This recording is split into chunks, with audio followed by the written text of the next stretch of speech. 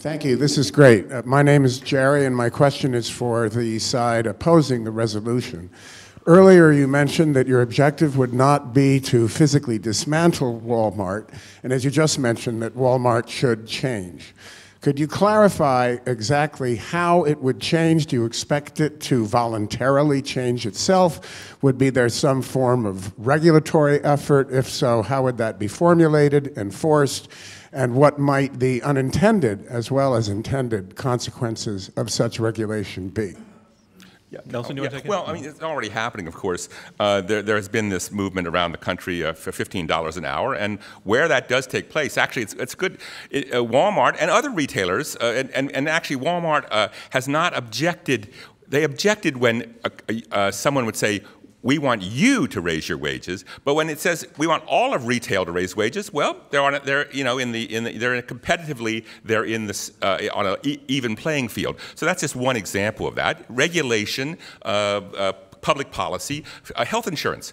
Walmart's had a big problem with health insurance because it was very expensive. Walmart actually supported the Affordable Care Act. Most people don't know that. And because it would be very beneficial to many of their employees who were making so little. So this was a public policy that came in and would in fact, I think did in fact, has improved the life of some of these workers, and that's a good thing. That will have an impact over time. So these are both incremental things. You can't, revolutionize the company in a dime, but I think that public policy moving in that direction can make the company both similar to other retailers, and I think it's already moving in that direction, and then raise the general floor for retail in general. The other side has a chance to speak to this as well, even though the question is... It's nice to talk about living wage laws, and I can understand why Walmart wants a level playing field. My reaction when I see these living wage laws of $15 or $20 an hour,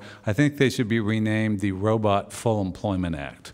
I mean, that's what, if Walmart starts paying its cashiers $20 an hour, people are going to start shopping at places that don't have cashiers. I mean, it's already happening in fast food restaurants. So it's nice to raise people's wages, but you're going to put them out of work, too. I'm in favor of robots. Yeah. I want you to know that. I am, seriously. Yeah. Richard Vedder? Well, along the same lines, there are other examples in the world where we do have $15 wages.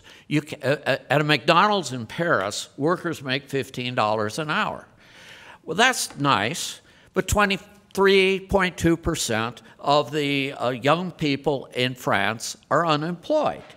The overall unemployment rate in France is 10%. The rate of economic growth since 2000 has been 1% a year. Ours is inadequate, but it's at least 2% a year.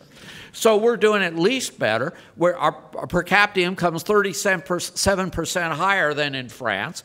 And the same story can be told of other countries. I've just picked on the French because they're so pickable on. Anyway.